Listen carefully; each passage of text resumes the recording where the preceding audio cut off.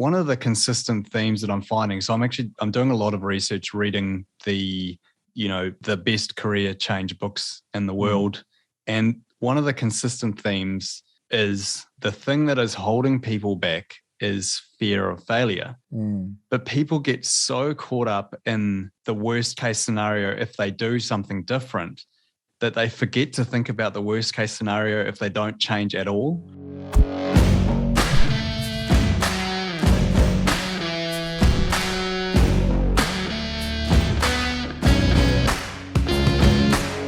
Welcome back to the Spear and Clover Podcast, the show about the art of crushing your goals and the discipline of loving your life while you do. I'm your host, Jason Skisick, the entrepreneurial evangelist, and each week I bring you the stories of visionaries who see the world as it could be and can't help but take action.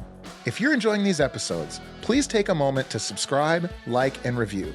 This is the best way to stay in the loop when we drop new content. If you enjoy this episode, please take a moment and share it with a friend. We have a very special guest today. We have the absolute honor of interviewing an entrepreneur while he's working towards transitioning away from his 9-to-5 job. Steve Oehley is a true inspiration to new and seasoned entrepreneurs alike. While he retains his day job as a veterinarian, he has launched the Escape the 9-to-5 podcast, a show dedicated to telling the stories of folks who have left or are leaving 9-to-5 corporate jobs in order to pursue the lives of their dreams. I am super excited to learn more in this conversation. Please welcome my friend, Steve Oehley. Steve, how are you? Yeah, good. Thanks, Jason. Thanks for having me on. Oh man, I'm so excited for this. I recently did your show. We've been communicating back and forth. We're both pretty new to podcasting, and I think we're both lovers of the art form. And most importantly, we both hate 9-to-5 jobs. Steve, tell me more about that. Oh, yeah, we can talk about that all day, but I just have to say, being a podcaster as well, I love your intro, and I love that you sort of, bring the whole conversation to action right at the start. But yeah, so in terms of the 9-to-5, I kind of want to go back a step before talking about the 9-to-5 and kind of ask the question, how did we get there? So in my particular situation, so I'm a qualified veterinarian. Mm-hmm. My parents immigrated to New Zealand from South Africa in the early 90s. And I'm the typical immigrant story. My dad was a teacher, my mum was a nurse, and they really pushed the idea of working hard, getting good grades, academically doing really well, going to university and getting a solid job. And that was the prescription we were given. And of course, as you do, you listen to your parents and you find yourself, I did everything right. I got really good grades at school. I got into a Bachelor of Veterinary Science, which was very hard to get into. And I found myself in this career that on paper I looked really successful, but then deep down was unhappy. And, you look at someone like me and I've done what I should have done and I should be the pinnacle of success. And a lot of people looking on the outside would look at someone being a vet and say, well, isn't vet the sort of job that everyone aspires to? A little fun fact, or it's not really a fun fact, but veterinarians have one of the highest suicide rates in the world. And I don't want to go down that path. We're not here to have a depressing conversation, but it's just it's important to know that what looks like success on the outside often isn't actually success. So at this point, I'd done a few years of vetting and I got to a point where things weren't going well. And I came home one day and my wife said to me, I don't look forward to you coming home. And the long and the short of it was that I was so unhappy in my job. I was bringing my unhappiness home, snapping at her over little things. And from that, I got life coaching. So I spent a year working with a life coach and he completely transformed how I looked at my life, gave me a far better emotional understanding of myself. And at the same time, I started getting some career advice and started to realize that I didn't hate every aspect of my job. I only hated certain parts of it and started to create a better life for myself. So now I'm at a stage where I'm fast forwarding a little bit too much. I actually did a stint in a corporate job and for about 15 months I was working in a corporate and a far less stressful job, but that had its own challenges and limitations being in that corporate job. But over this period of time, I've had a lot of career advice and started to learn more and more about myself and started to do podcasting on the side. And I'm getting into the career coaching space. And one of the inspirations for the Escape the 9-to-5 podcast is not only from what I've learned from my own journey, but I noticed so many of my friends who'd done the same thing as me, not specifically vet, but they'd, friends from school who'd gone to university and got really solid jobs. And if you went onto LinkedIn, you'd look at these people and you'd think that these people are smashing it. They should be happy. And yet so many people on paper are successful and yet questioning, like, why the hell am I doing this with my life? Now, remind me, Jason, what was your sort of path? So for me, it was very similar in that different, but my corporate job was banking. I was first in the Army, and then coming out of that, I went to school and got a degree in finance and started a job at the biggest bank in the world. It was one of the best starting jobs you can get at that bank, and was, again, on paper and financially doing very, very well. And frankly, I'm glad. I always tell people I'm glad I wasn't better at it, because I'm used to being very good at the things that I try at. And I was trying and honestly just not very good at it. I was middle of the pack, and that was not a comfortable position for me. But more importantly, I hated a lot of elements of it. Like you said, there was a lot of things I loved about it, but there were certain things that just my body rejected. And so just right away, responding to your story, which is super inspirational, I would point out how lucky we are, both of us, and a lot of entrepreneurs, we are, that when poison is in us, we reject it. We don't accept it. In other words, how many people find that they're dosed with some sort of poison in their life and they go, well, looks like I'm just going to be sick now or dead or whatever it is. I've said before, there's two types of people. There's the type of people who are in a bad relationship and they walk down the aisle anyway.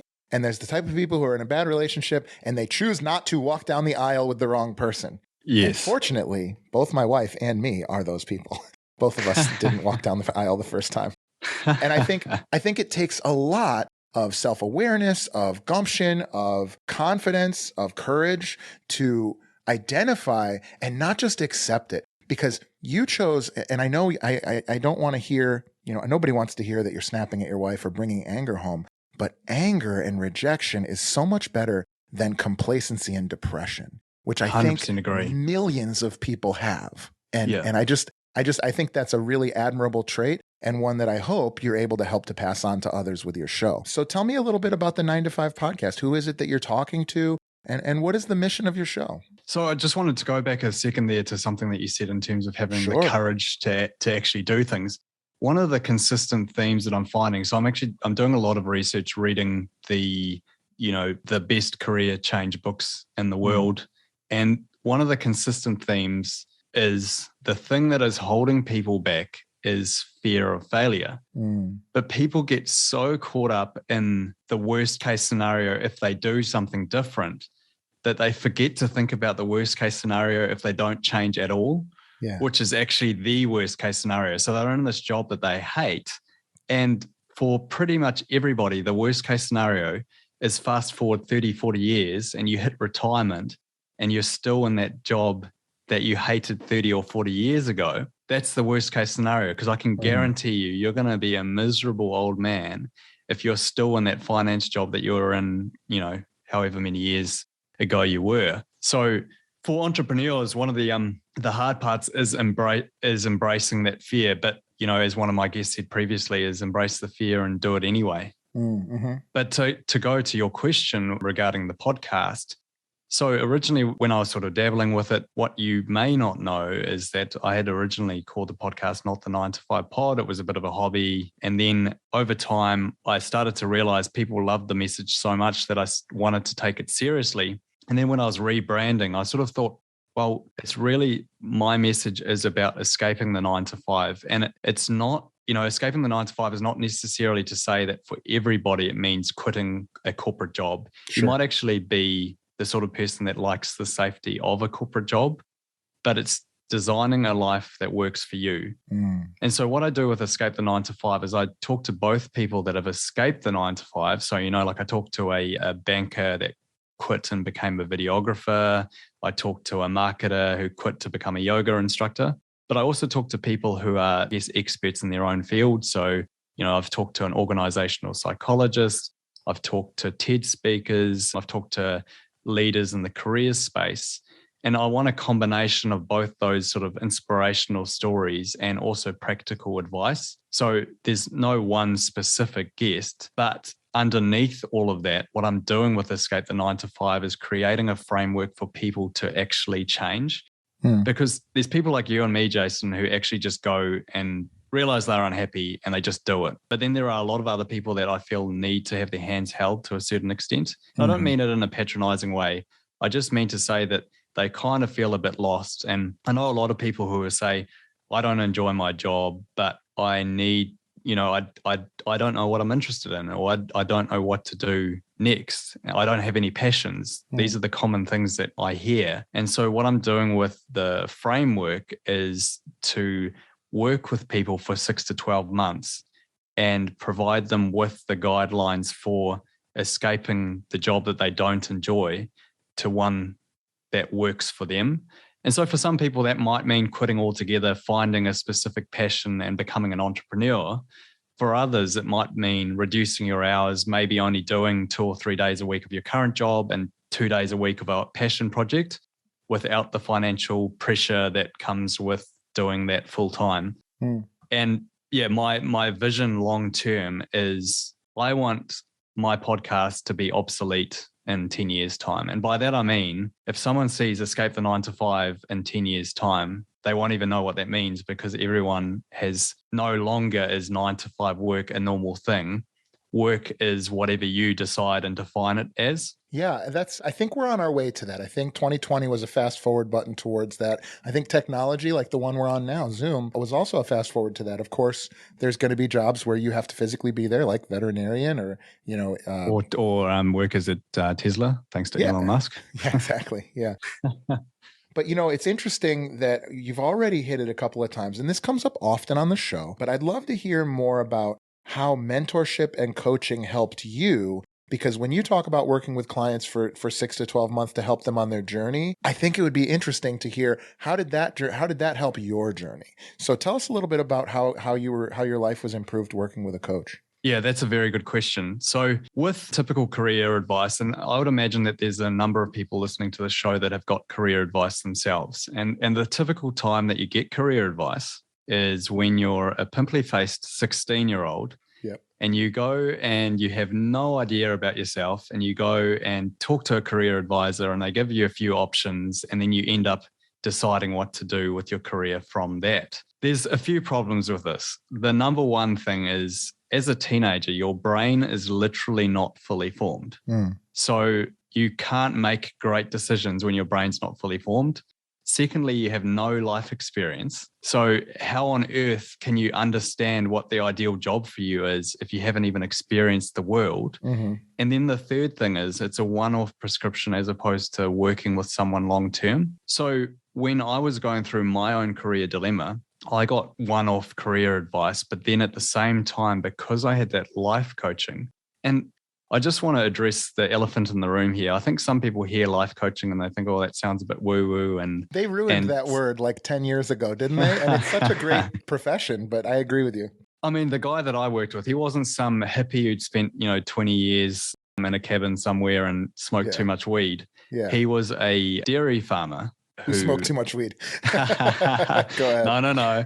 He was a dairy farmer who hated his job. He ended up doing contracting work, and one thing led to another, and he ended up getting life coaching himself.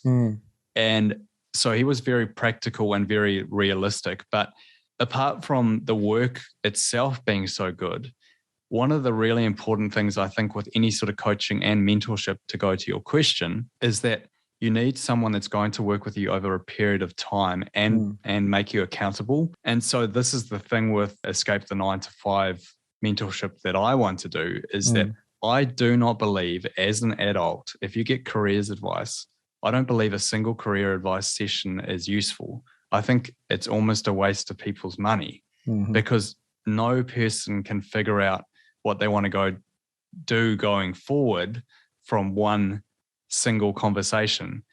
And having the life coaching myself helped me realize that the reason it was a success wasn't because he gave me the tools on day one. It's because he worked with me over a period of time, helped me emotionally understand myself better, helped me to change my mindset, as well as a number of kind of like mindset tools and just generally just providing guidance, I suppose, and the most important word, accountability. Yeah, go ahead. Oh, I was just going to say, so in any form of mentorship, whether it's career coaching or in your particular situation, you're working with entrepreneurs and business people, I think the number one thing with mentorship isn't necessarily the specific advice on one given day. It's that person who's saying, hey, you said a few weeks ago that you're going to do this, how are you getting on with that? And I know with the people that you worked with and work with is that I imagine the accountability is probably the most important aspect of what you do. It is. And then the other thing, as a coach, I've learned this over experience, and I see it in other good coaches. I imagine myself standing at the door of a room full of information that maybe the client will need eventually, but I need to help release that information at the right pace. Does that make sense? I have a phrase I like to use: seeds don't need sunlight. They just need pressure and time. And so sometimes if somebody's brand new, you can't just hit them with, 5 hours of your audiobook on exactly what they should be doing. That's not going to be useful. Seeds need pressure and time to struggle and to break through the surface. And then they need sunlight and water and nourishment and things like that. And so one of the struggles as a coach, frankly, is having all of this information and experience and you've heard this before and you've heard that before to draw on, and releasing that information at a time when the person can digest it. And also, I find that while most clients, whatever you want to call that, mentees or folks that are seeking coaching, most of them are not able to create their own plan. When you ask them specific questions that are ascending, they're able to answer those things honestly and intelligently. And so it's literally like having a person who knows when to ask the right question so that you can answer it with information that may be in there that maybe you weren't able to see. Does that make sense? Yeah, it makes 100% sense. And it's very relevant to the life coaching that I did get that the biggest part of it is when I say emotional understanding of yourself, people don't realize this, but majority of people think that they're self-aware. There's a stat somewhere, I don't know the exact numbers, but the majority of people think that they're self-aware, but actually in reality, there's only a small percentage of people that are. And if you'd asked me 2 or 3 years ago when I had this life coaching, if I was self-aware, I would have said, yep, absolutely. I think I'm quite self-aware. Nobody wants to say they're not, right? But I genuinely thought that I was. Yeah. And what I realized is I was only really scratching the surface. And what he got me to do was to journal 3 emotions that I felt daily, as well as writing a success journal to acknowledge little successes in the day. And we can get to the success journal part later on. But in terms of the emotional, writing down 3 emotions that came up during the day, I know, again, this sounds very woo-woo, but when I used to come home and I used to say, oh, today was terrible. Oh, I hated today at work. It was so shit. I hate my job. But then after a while of actually writing down specific things, I would write down, I had this conversation with a client and it really drained me, or I was working with a colleague out the back and we had a good laugh and I really enjoyed that interaction. Yeah. And I was doing this day in and day out and I started to notice patterns, and not only noticing patterns, but then in those moments at work made me a lot more self-aware. So I'd be having this conversation with a difficult client and think, gee, I've had a perfectly cruisy morning, had 10 consults this morning. It's been perfectly enjoyable. And you have talked to me for 30 seconds and completely drained me. You're the problem. I got to stop you right there. If you're listening to this and you're thinking about leaving your job, or you find any interest here and you know somebody who maybe is stuck in a job, send them this podcast. Don't forget to like and subscribe to this podcast right now, because this conversation is really useful to a lot of people. I guarantee you that you know. I have lived that, man. I know exactly what you're talking about. That's so interesting.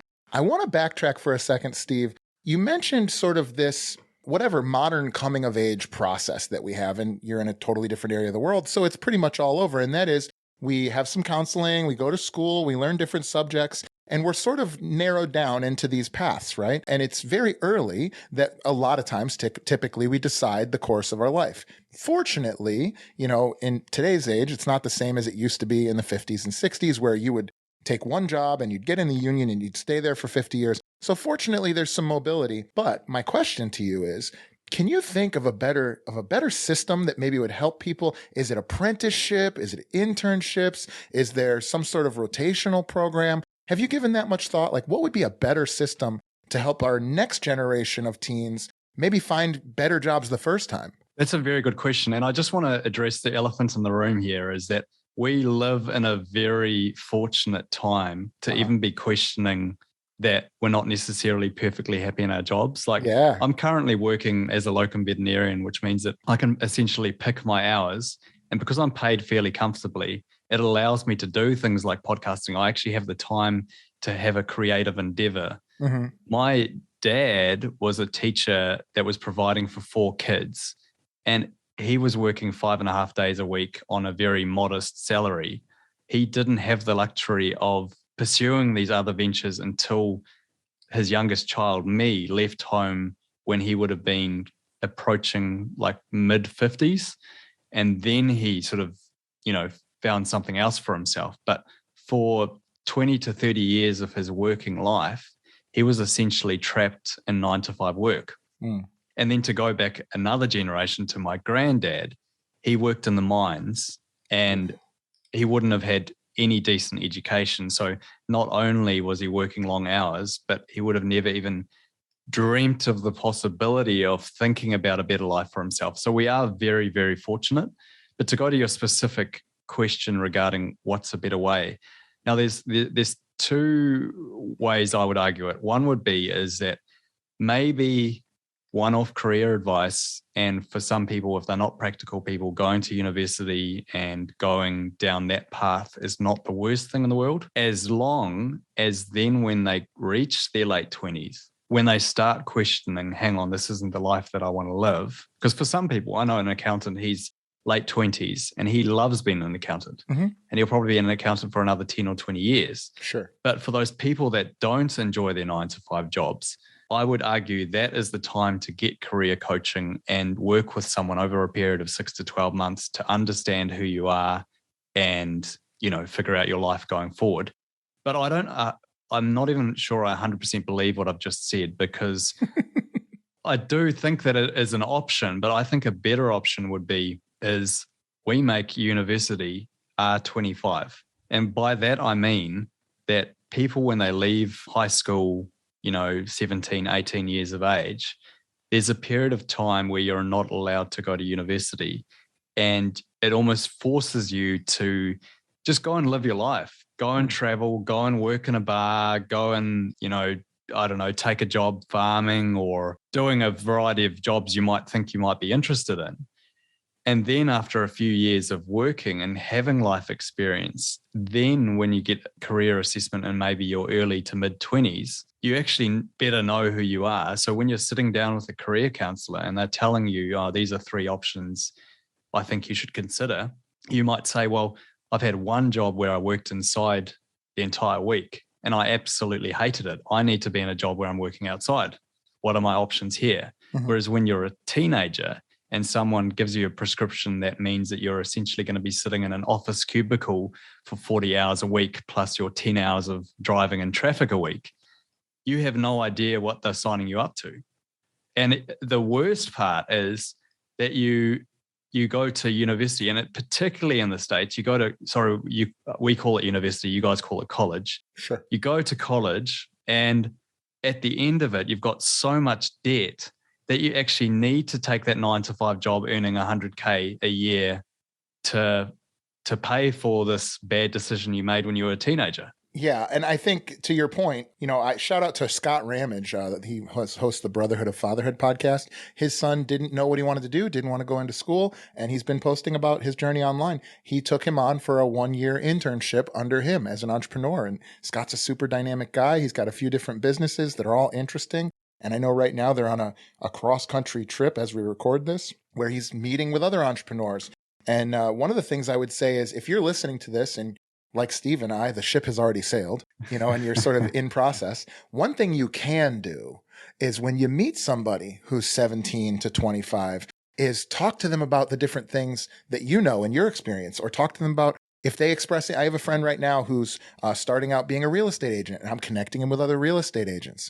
I'm trying to get him involved and exposed to what's it like to work in corporate? What's it like to work in as an individual? What's it like to work with commercial real estate? I have another friend who's interested in, shout out to Zach and Zever, by the way. I have another friend who's doing the photography for houses. And I'm trying to connect him with other entrepreneurs, trying to give you the opportunity to go out and try these things. I was very fortunate when I was young to be around people who had done a lot of different things. And frankly, it wasn't even enough. But one thing that we can do as adults or as entrepreneurs, as you're listening to this, is mentorship. Help people that are younger than you. And by the way, it's very, very fulfilling. There is nothing more fulfilling than helping somebody who's further behind you on the path to find a better route to the top of the hill, right?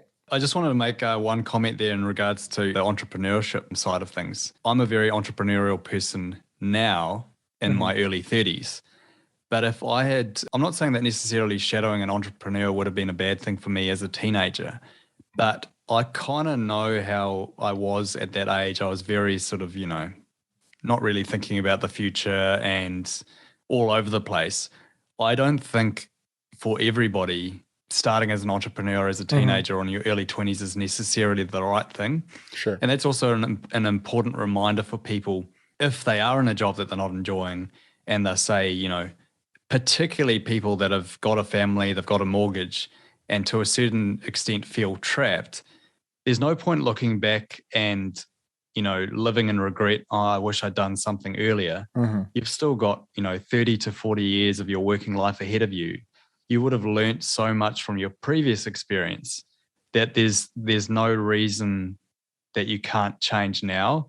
And I guess all I'm trying to say is it's not helpful to look back and think, I wish I'd had the opportunity to be an entrepreneur when I was 17, because maybe you weren't ready to be an entrepreneur at 17 years of age. Yeah. And to that point, I think as a young person, listen, I'm watching, you talked earlier about not even having you weren't developed even enough yet to make the right decision. I look at my daughter, Lucy, and she's not even a year old yet. And she has like one sensor and it's her mouth. Everything she finds, she puts in her mouth, right? Same with our girl, it's the only sensor that they have at a certain point. And then eventually they start touching things and then, and they're biting things. But it's like that process is not done until sometime in your 20s, And it's so interesting to watch that happen. But when you're 16, 17, 18, 19, you have a picture, regardless of who you are, you have a picture of a mountain that you feel like you should be climbing. Steve, you had one. Your parents had ingrained it in you. You had set your sights on it. I'm going to climb the veterinary mountain and I'm going to get to the top of that peak. Well, I just want to actually interrupt you there because that was the message that they'd sort of ingrained in me from about the age of 5, because I was quite, I liked animals and it sort of pushed that. But never at any point was that really what I wanted to do. And if I'm being completely honest with you at the time, and this is very much, it's not something that I regret now because I wasn't talented enough in that area, but I loved sport growing up. And I played a lot of cricket and tennis in particular. And the only thing I ever wanted to be was a professional sports person.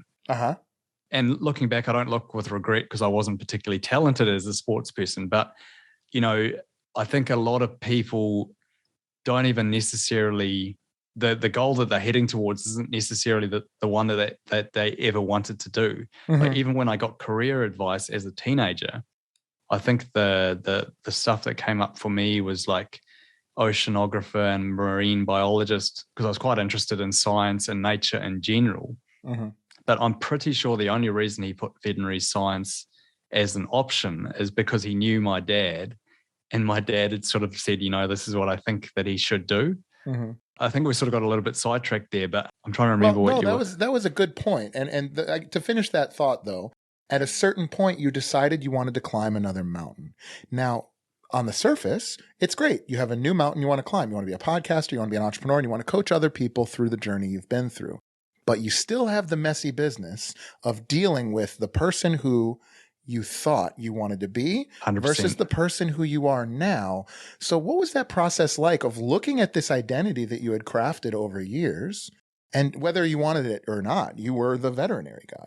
Yeah. And what was that like when you decided to make a change to like your identity? Well, I guess there's no sort of specific moment that I can think to, but I mean, being a vet is a huge part of my identity. Some of my closest friends are vets. I like people, and I have a big network within the veterinary space. And so there is a part of me that's really struggling to let go of the veterinary aspect because I've got a big network within the veterinary space. I guess it's just been a bit of an internal dilemma over that time to figure out who I am, because when you start questioning things, you don't magically, figure out exactly who you want to be. And it's an important time to mention to people that I think a lot of people have this idea that you're supposed to just know what your dream is. I'm actually reading a book at the moment called The Art of Work by a guy called Jeff Goins. And he talks about your calling being not this Hollywood idea of dream that you've had since you were 5 years old. Your calling is actually something that you create as you follow little clues.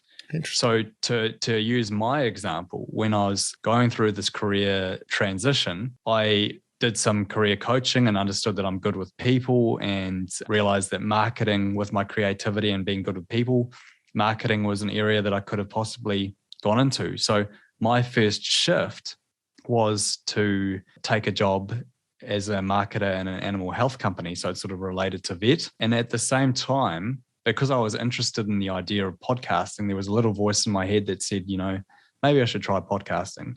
So I created a veterinary podcast, and I enjoyed the podcasting process, but I didn't really like talking about the veterinary stuff. And so from that, I was like, well, what else can I talk about? And at the time, I've always really been interested in careers and career development. So not just career change, but just career development in general. For no reason at all, I've just been the sort of person who really enjoys watching a TED Talk on an interesting and fascinating topic. I enjoy learning new things.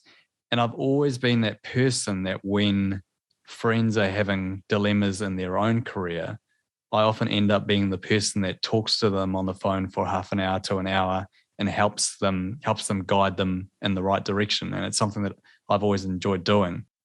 So in my particular example, my calling isn't magically like, I didn't wake up when I was 5 years old and know that I wanted to be someone kind of a specialized career advisor. I've just taken little clues, tested them, and it's happened in a both random and natural way, if that makes sense. Yeah. But another thing that I want to say on before, saying that is the thing that I haven't mentioned is there's actually been quite a few things that I've trialed on the side as well. And it'll be like a lot of entrepreneurs is you've got to embrace those failures to get your success. So I started a public speaking group in my the local town that I'm based in, because I've always had an interest in speaking as well. And again, that's a sort of career development type thing. And I did that for about 6 months, and I just couldn't see a realistic path to actually making money from it. And I wasn't particularly enjoying the whole process. Like there was a hell of a lot of work going in for not much reward. And so that was something that ended up being a failure. But from that, I have actually learned some things that I've now taken into the career coaching space.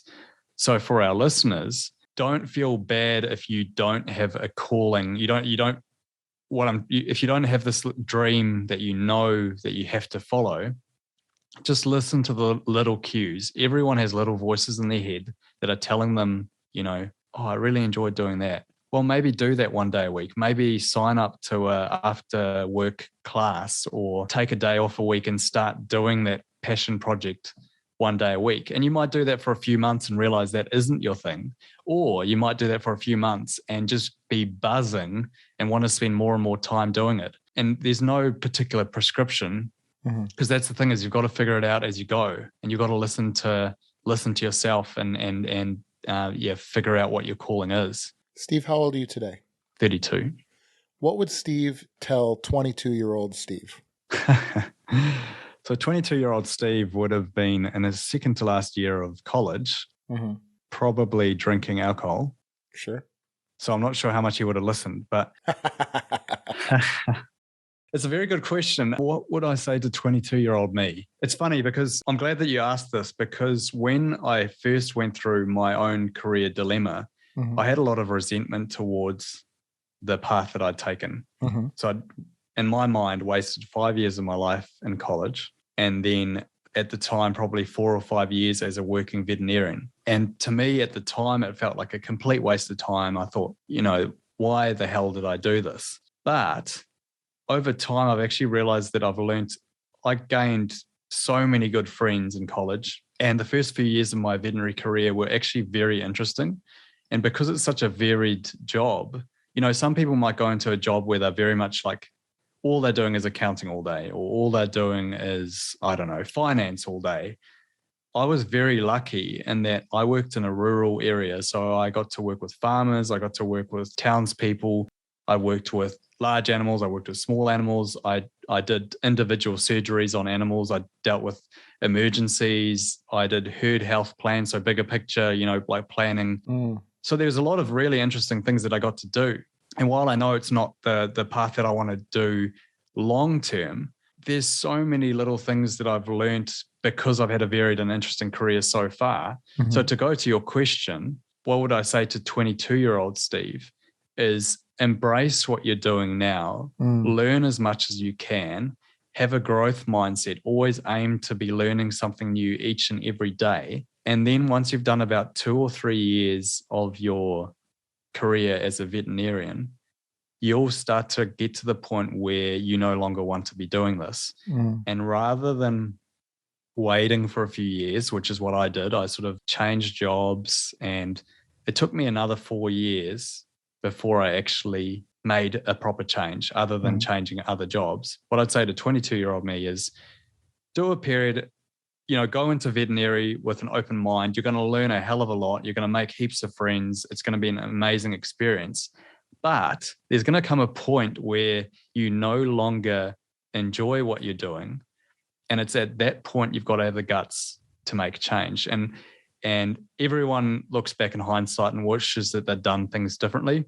In my case, I wish I'd made the change 3 or 4 years earlier, because now I'll be going through the same process 3 or 4 years earlier. We wouldn't have a kid. We wouldn't have the same financial pressures that we do now. And I can tell you it makes it a hell of a lot harder when you've got a mortgage and a kid and your wife isn't working. But even that is just an excuse. Like if your heart's telling you that this isn't the right thing for you, you've got to make change and not use your circumstances as an excuse not to change. Today's show is brought to you by High Level CRM. High Level is an all-in-one platform designed to help entrepreneurs grow their businesses without the need for multiple softwares or an IT team. Not only does their easy-to-use software allow you to track and manage your leads throughout each phase of the relationship, but it also allows you to build funnels, track stats, and more. Guys, I sat down and added up the cost of software I was able to replace with just one app, and it was over $1,000 per month. Because this is an all-in-one application, I also save a ton of headaches connecting apps and building automations, and the team at Go High Level does a great job of getting you started quickly and easily when you sign on. I cannot more highly recommend these guys. Right now, Spear and Clover listeners get a free 14-day trial of High Level CRM for themselves. Click the link in our show notes to support the show and get started on your free 14-day trial today.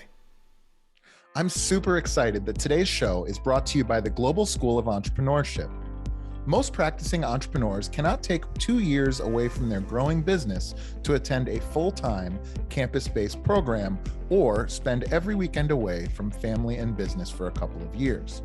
Finally, there's an accredited program specifically designed for you to work on and grow your business while completing your MBA. The GSE MBA complements the needs and schedules of someone actively engaged in an entrepreneurial venture while still covering the accredited curriculum expected from any MBA program.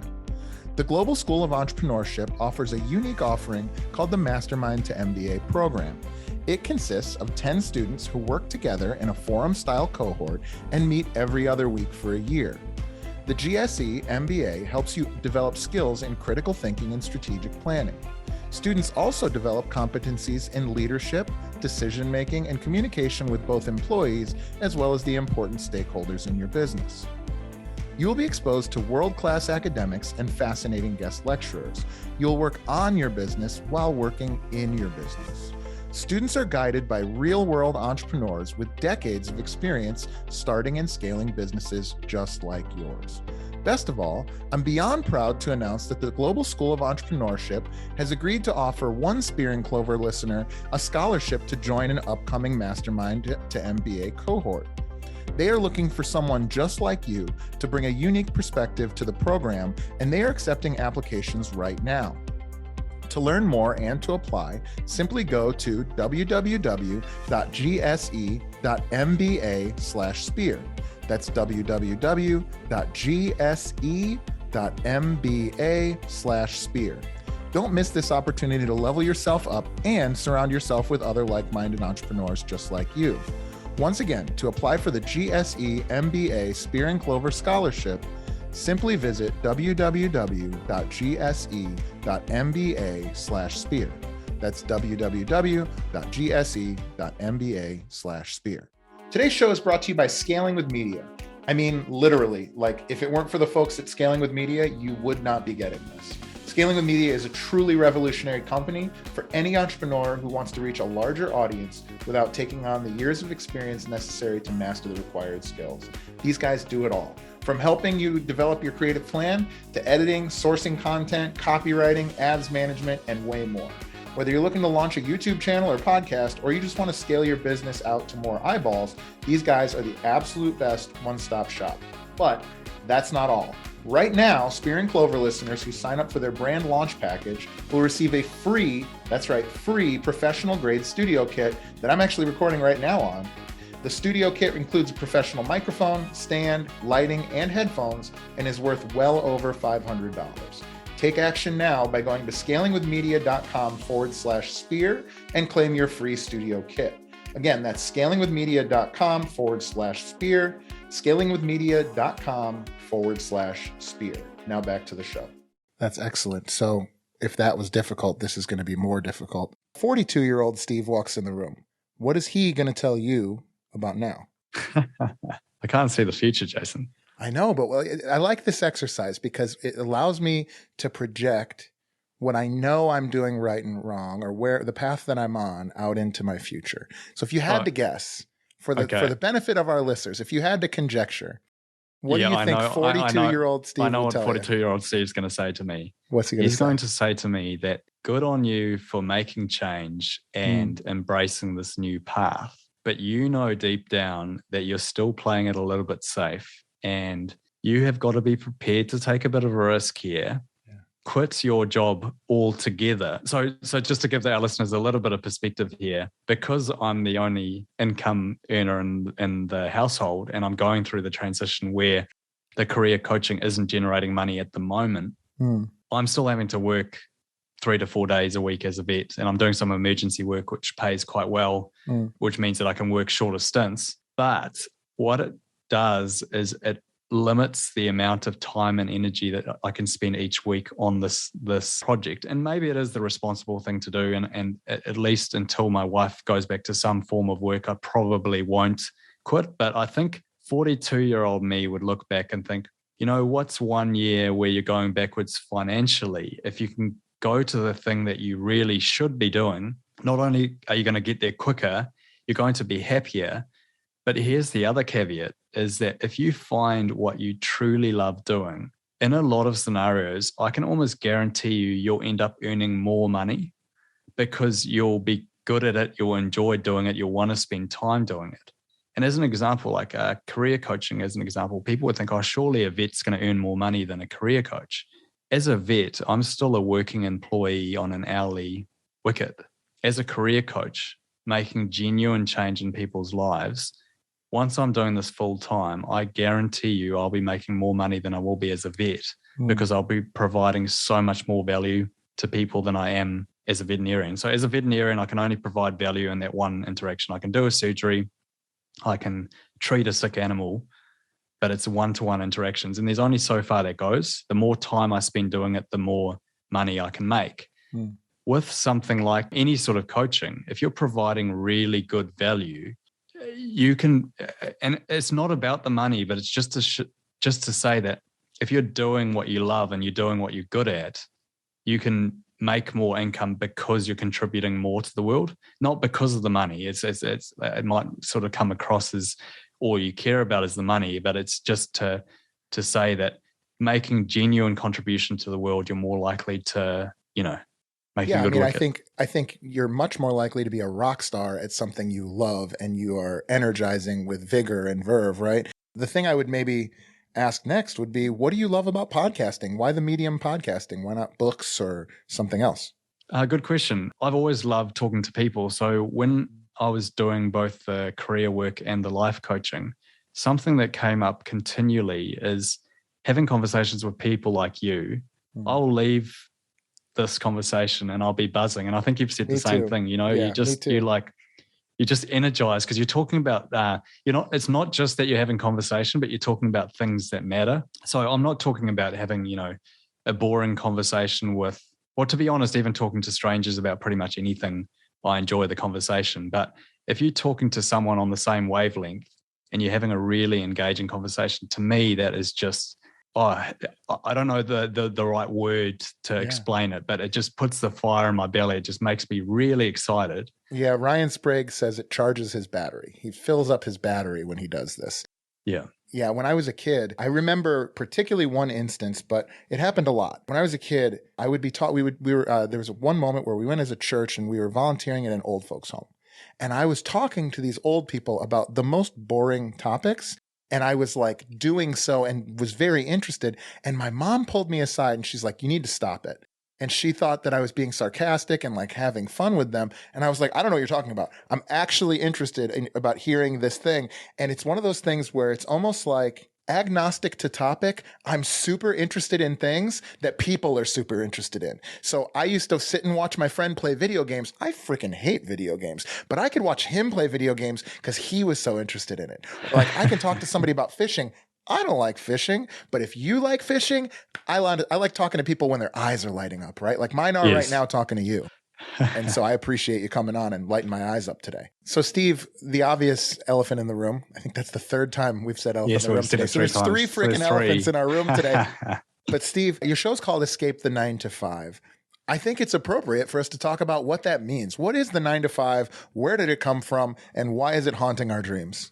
So depending on who you talk to, we've been around for quite a long time. And yet it's only really the last 100 years that 9 to 5 work has existed. So for those of you that don't know, Henry Ford, when he had his factory workers producing the early cars, he noticed that his workers were getting burnt out and he trialed the 40-hour working week.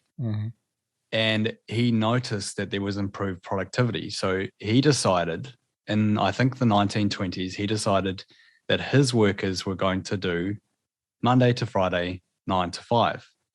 So that became the new definition of what work was. And now again, to acknowledge what a great, position we're in, that we can even talk about only doing 40 hours of work a week. I think back in the factory days, people were doing 60 plus hours a week. And to be honest, in corporate America, I still hear stories of people working 60 plus hours a week. 100.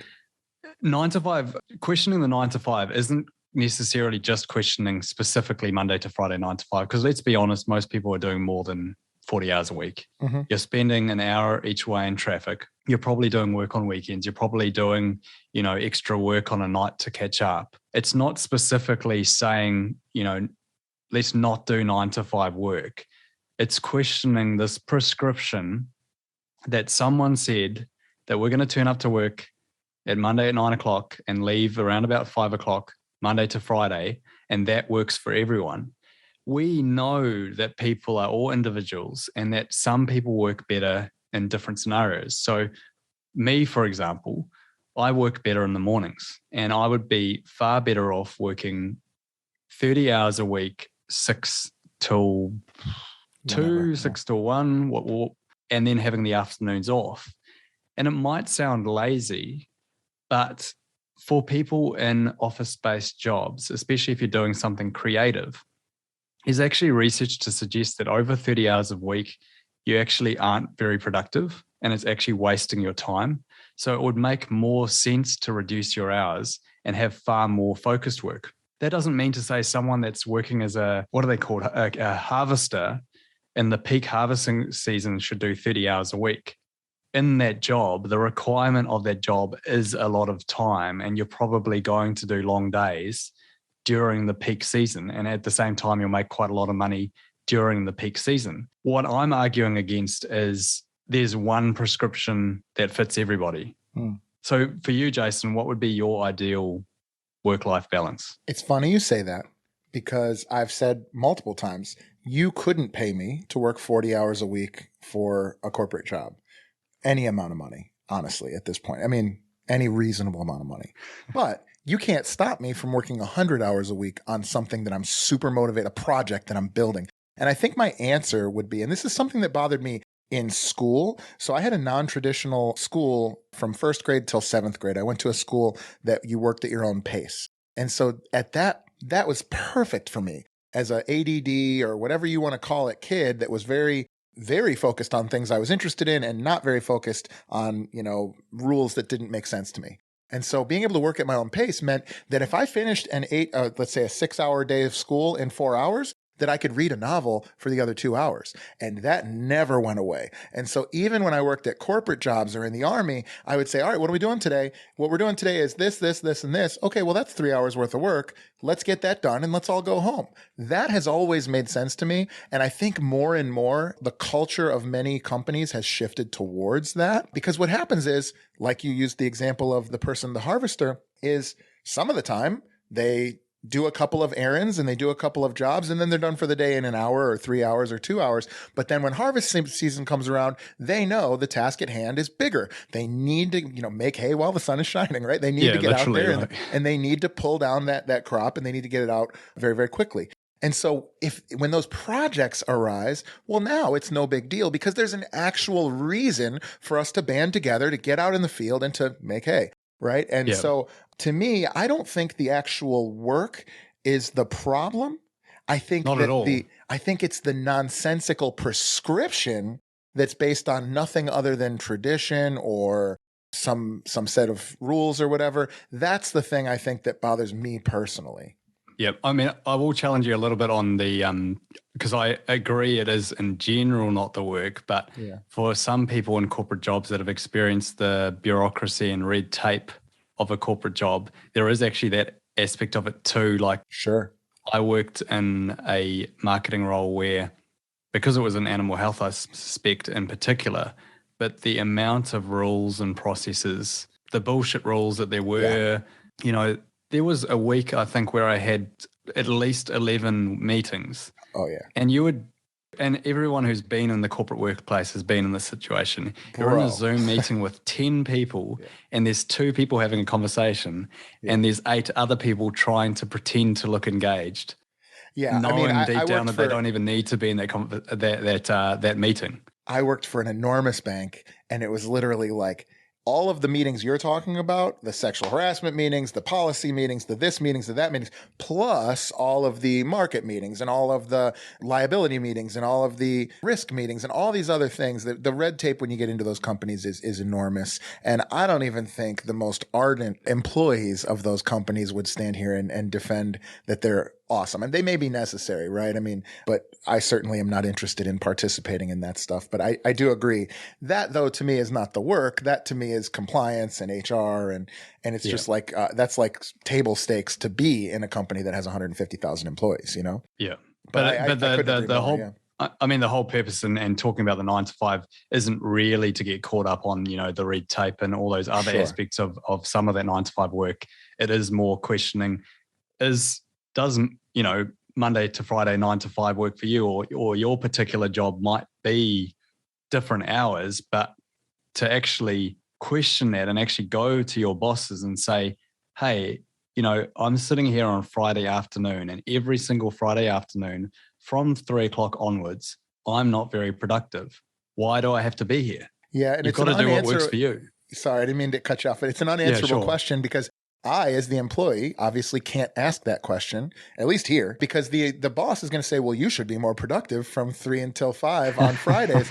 And it is sort of it's a what do you call that? It's a paradox, right? Yeah. But it's a double-edged sword, a catch-22. It's catch-22. But we would literally, in my corporate job that I was in a couple of years ago, we would literally, or last year, you would be sitting there on Friday afternoon and within the office, between the cubicles and the open workspace and stuff, you knew that a lot of people were sitting there kind of not engaged, but then having to feel like they needed to look a certain level of busy because everyone else in the room is pretending to look a certain level busy. And no one has the guts to actually stand up and say, hey, is it just me or are we all just sitting here doing nothing? Yeah. People just kind of like, oh, I don't want to say anything because I don't want to be that guy that's not doing any work on a Friday afternoon. Yeah. I mean, I think that it comes down to something that comes up a lot on this show, which is what I always call a capital T truth. I have no tolerance for bullshit. I have no tolerance for because we said so. Like, that doesn't work on me at all. Like, it infuriates me. And so when you talk about that, I mean, I can tell you right now, there have been times, in my deployment to Iraq, there have been moments in my career in finance, there have been moments in my professional life where I'm working for 8+ hours a day, several times, 12, 14, 16 hours. I've worked 16-hour days where I was never not working other than to maybe grab food, right? But the majority of all of my professional experience is nowhere near that much. And like you mentioned, the more creative that I've been, the more I've enjoyed the work that I'm doing, the more potent that time has been. And honestly, the less it's been, unless I have something I'm really trying to get out, like I mentioned before, like a project, like building a course or helping to do a thing, right? That's super interesting. Well, so if you had to propose... One thing. Go ahead. Sorry to interrupt you there, Jason. One thing I just wanted to mention in regards to the corporate bullshit, which I find quite entertaining, is that there were things, and it would be like this in a lot of corporates, there were things at our work where if it was a young startup business and you were doing what they were doing in the corporate, you would, without a doubt, not make any money. Like, as an example, we had a product come in from the States and the labeling was 100% accurate. The only thing wrong on the entire label was the code of the batch to say, the artwork code, which basically indicates that it's the most up-to-date artwork we've approved. So our artwork paperwork would say code number 2317B, and this artwork would come in and would be 2317C. And so the bureaucrats at our work would come to me and say, hang on, the artwork's not the same. And I'd say, okay, so have you just checked all the details the same? Is it the same picture? Is it the same, all the important information? And they're like, yes, all the information is exactly the same, except the code's not right. We need to raise a form, which about 10 people needed to sign. We need to raise a form to approve this new artwork.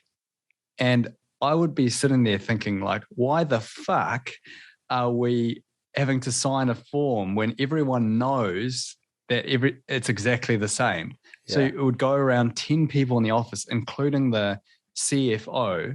And I think even the general manager sometimes had to sign this stuff off, wasting people's time, where in the entrepreneurial space, if you had that sort of mindset, like, it just wouldn't happen. You don't have the time to deal with bullshit like that.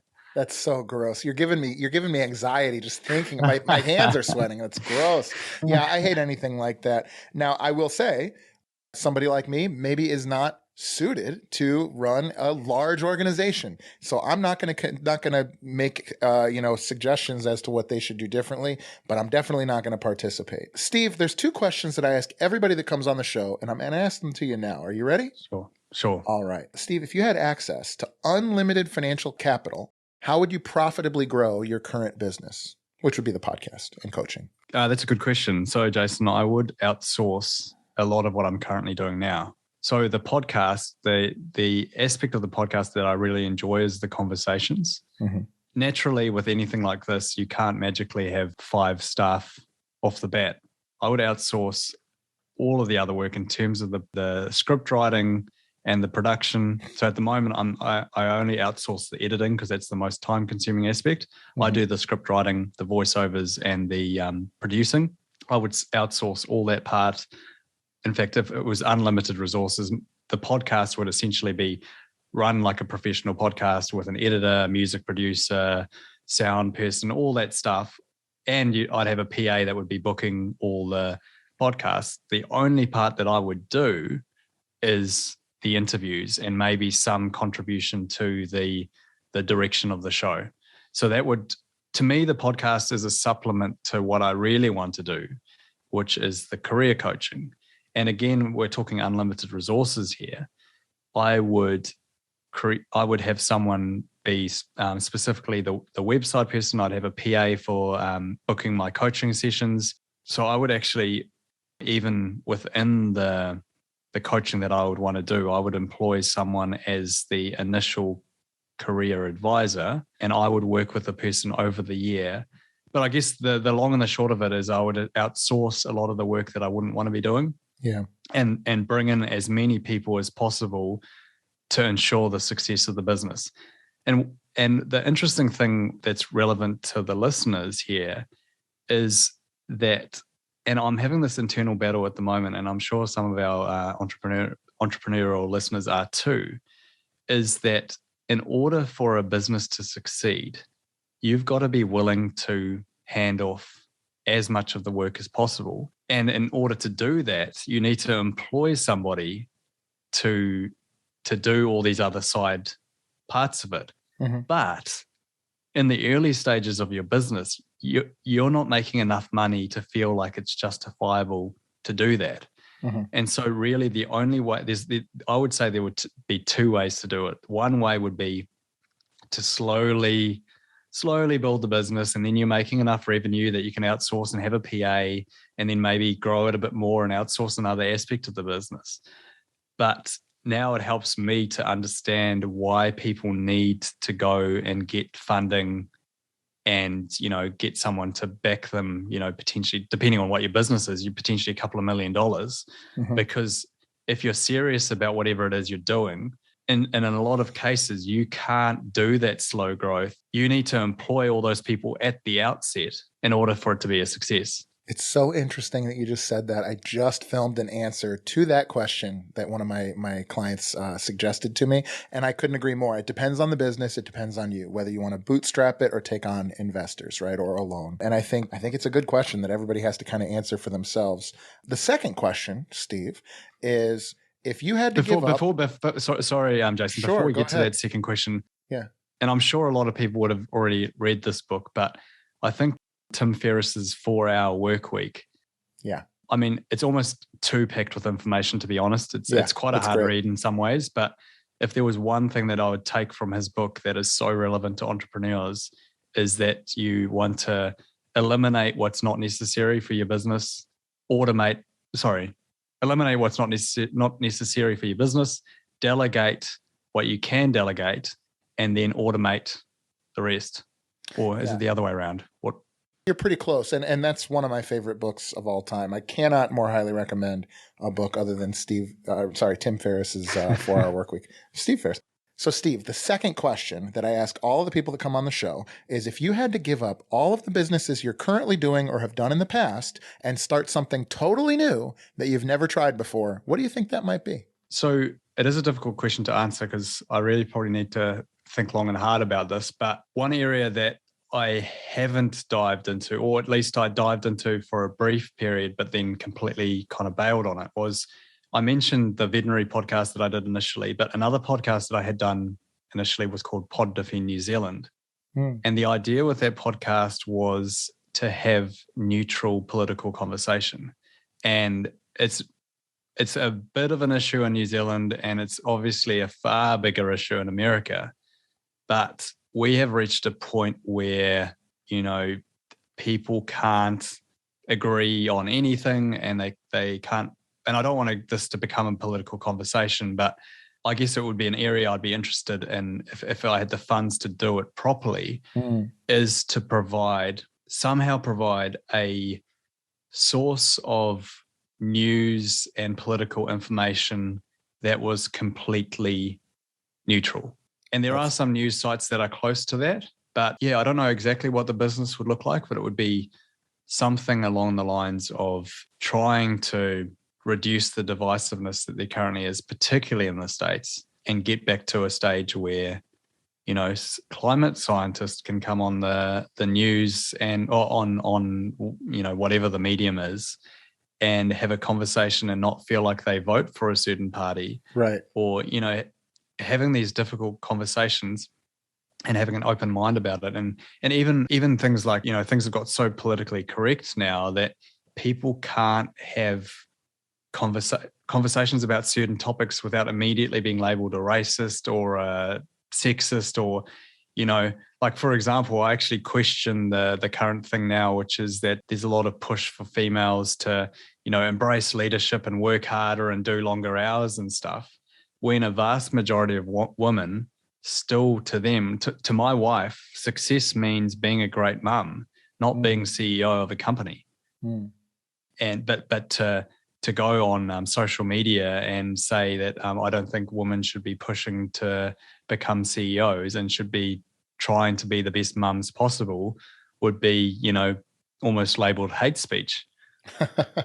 Well, for starters, 2 points. One, the longer it takes somebody to answer that question, the better, because it means you're doing the thing you should be doing, in my opinion. So you see what I mean? You're already doing the thing that you really should be doing. The second thing is, very good answer as far as finding common ground. You mentioned politically neutral, but I even have enjoyed, like, there's a couple of, the Soho Forum is one of them, although it's typically libertarian, and they'll have a debate between a socialist and a libertarian, or a, capitalist and a socialist, or they'll have debate that's structured and respectful, and everybody shakes hands and they debate these things. And I think that would be a really interesting thing to do. So once you get this thing rolling, that would be an interesting side project, and one that I think the world could really use one way or another. The last thing I'll say, Jason, is if that's too serious an answer, I do actually have an alternative answer to. Well, what else you got? That's not too serious. There's nothing too serious. But what else do you got? I mentioned it briefly in the earlier on in the interview, is that I grew up playing a lot of tennis and cricket, but I also like rugby. I like a lot of sports. I was lucky enough to grow up on school grounds, so I played a hell of a lot of sport, even though I wasn't particularly good. So for someone who likes sport and likes talking, no doubt, can you guess kind of along the lines of where we might be going? Yeah. I think if I can't remember the exact framing of the question, but I think I would start a sports commentary business specifically for non-professional sports people to provide their perspective on sports. Because you see so many sports where the only way that you become a contributor is, be a Tom Brady and go and, do your time in that sport. But then being an actual watcher of sport and not a professional gives a completely different perspective. And so I guess an idea for a business that I could pursue would be to provide it would be a network for non-professional sports people, and maybe I would contribute to the tennis and the cricket discussions. I love it. And leave the rest for other people. I don't know if you've seen, but some sports have started to have multiple tracks for the audio. Have you seen this? The UFC, I know the UFC has done it, where they'll have the regular track. Is it UFC? I'm pretty sure it's UFC. They'll have the regular track, and then they'll have a different track you can watch where it's like Snoop Dogg and somebody else, and they're like swearing, and like it's a totally different so audio. We've got that in New Zealand. It's called these guys do rugby and cricket and cool. In particular, because those are the two biggest sports here. Yeah. And they're called the Alternative Commentary Collective. And it's really funny because they're actually more popular than the regular commentators. Yeah. And so more people press that button so they can listen to the jokesters than the actual professionals. Oh, that's great. Well, Steve, thank you so much for your time, man. This has been super interesting. You're unique because I think you're still in the middle of the beginning for you. And so I really would like to have you back on the show in a year or 2 years, whenever you feel is right. Reach back out. 100%. And I'd love to hear about your journey and where it's been going, because I think the listeners will agree that you have a very interesting story, but I don't think it's fully developed yet. So I want to see where this goes. So one more time for the audience, how can we reach you? How do we find the podcast? Plug anything you got. So the podcast, again, is called Escape the 9 to 5. And you can find me at www.escapethe9to5.net. So that's Escape the 9 to 5, the alphabet, not the numbers, .net. You can also reach me at steve.oehley at escapethe9to5.net. That's steve.oehley at escapethe9to5.net. And no doubt Jason will provide those links in the podcast. And for anyone in this early journey, you mentioned that I'm still fairly new in this journey, and I am. I think it is good to provide a relatively recent perspective. So for people that are maybe sort of 4 or 5 years behind me, where they're feeling stuck in a 9-to-5 job and don't know where to go, feel free to reach out to me on via email, or even just check out the podcast, Escape the 9-to-5. Awesome. Steve, thank you so much for your time. Have a great day. Cheers, Jason. Thanks for having me on. Thank you guys so much for watching or listening to the show. If you enjoyed the show, please don't forget to show us some love by liking, rating, and subscribing so we can keep making more and better content. If you'd like to support the show and get a great additional content like exclusive shows and even live group masterminds, please head over to patreon.com/Spear and Clover to become a member of the tribe. If you're interested in learning more about how we help entrepreneurs, visit spearandclover.com or message us on any of our platforms. Thanks again, and we'll see you soon.